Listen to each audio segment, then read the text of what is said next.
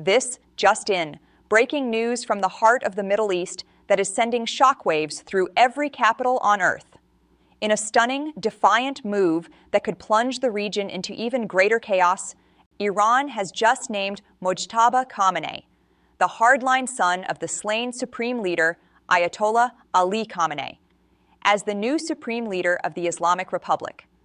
This is happening on day 10 of the devastating U.S.-Israeli war on Iran, and sources inside Tehran say the decision was rushed through the assembly of experts just hours ago, less than 2 weeks after American and Israeli strikes killed his father in a direct hit on his compound in Tehran. Ladies and gentlemen, this is not just a leadership change. This is a direct slap in the face to the United States and President Donald Trump, who has already labeled Mojtaba Khamenei unacceptable and warned that without American approval, the new leader won't last long.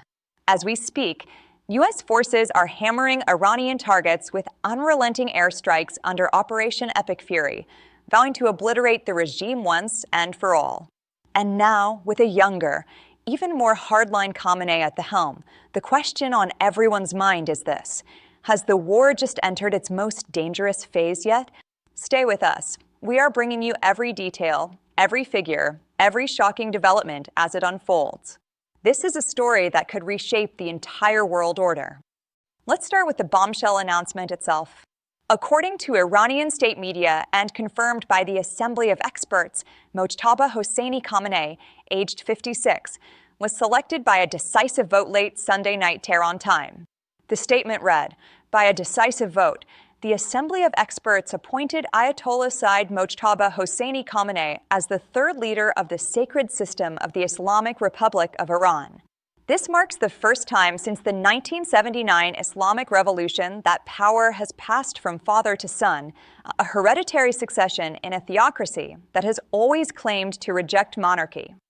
Mojtaba's father, Ayatollah Ali Khamenei, was assassinated on February 28th, the very first day of this war, when joint U.S.-Israeli strikes slammed into his Tehran residence.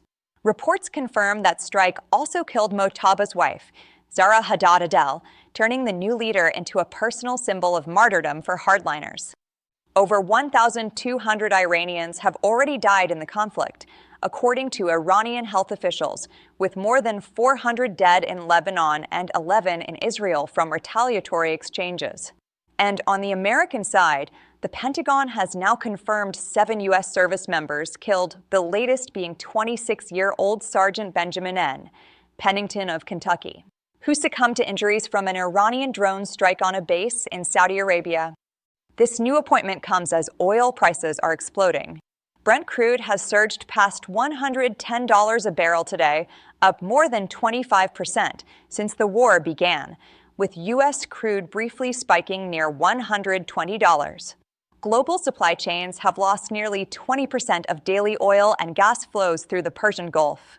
In the United States, average gasoline prices have jumped to $3.41 per gallon, up 43 cents in a single week.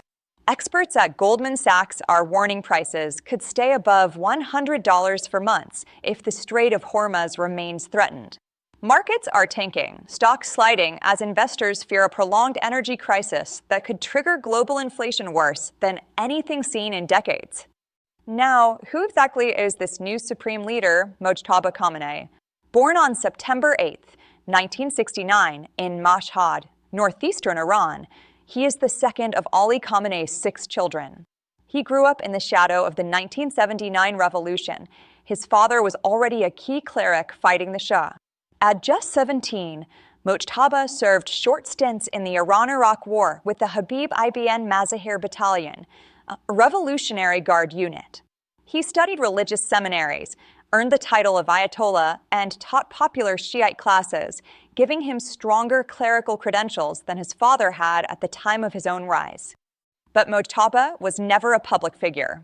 For years, he operated in total secrecy from inside the office of the Supreme Leader, acting as gatekeeper, power broker, and deputy chief of staff. U.S. diplomatic cables from the 2000s already called him the power behind the robes. He tapped his father's phones, controlled access, and built ironclad alliances with the Islamic Revolutionary Guard Corps, or IRGC. He is widely blamed for rigging the 2005 and 2009 elections in favor of hardliner Mahmoud Ahmadinejad. He helped orchestrate the brutal crackdown on the 2009 Green Movement protests. The United States sanctioned him personally in 2019 during President Trump's first term for advancing his father's, destabilizing regional ambitions and oppressive domestic objectives. Iranian insiders describe him as even more extreme than his father, a pure hardliner with deep ties to the most ideological clerics and the IRGC's intelligence wing. He has never held public office, never been elected, yet he controlled billions through the Boniads, the vast foundation empire worth tens of billions that funds the regime's military and social control. And now, at 56, he commands the entire apparatus, the IRGC, the Basij militia, the nuclear program, and Iran's missile arsenal. This choice is a clear message of defiance. While President Trump has demanded unconditional surrender and threatened to expand strikes, Iran's clerics have doubled down. Trump's reaction was immediate and explosive. In statements today, the president said he is not happy with the appointment and warned Mojtaba Khamenei will need my approval, or he's not going to last long. Earlier, Trump called him a lightweight and unacceptable. The White House has made clear Operation Epic Fury is not stopping. U.S. Defense Secretary Pete Hegseth and Joint Chiefs Chairman General Dan Kane have vowed progressively deeper strikes into Iranian territory. Senior leaders are dead, missile launchers obliterated, oil facilities burning, and the U.S. says the regime is toast. Analysts are calling this the most dangerous moment yet. By picking Mojtaba, Iran is signaling no ceasefire, no negotiations, no surrender. The new leader now controls a stockpile of highly enriched uranium that could be weaponized if he chooses. He inherits a military at war, retaliating with missiles and drones that have already hit U.S. bases in Saudi Arabia, Kuwait, Qatar, and even threatened Dubai and Baghdad. Iran's foreign minister has vowed an energy war if strikes continue, threatening to close the Strait of Hormuz, which carries 20 million barrels of oil a day. Inside Iran, the streets tell two stories. Hardline supporters rallied in Tehran, Qom, and Mashhad, waving portraits of Mojtaba and chanting "Death to America." But in quiet corners of the capital, residents have been heard shouting "Death to Mojtaba" from their windows, a rare sign of dissent against what many call a dynastic power grab. Opposition figures abroad say this proves the regime is desperate, installing a 56-year-old hardliner with no broad public support while the country burns. Let's talk numbers and cold, hard facts. The war is now 10 days old. Iran has lost senior commanders, major oil depots, and air defenses.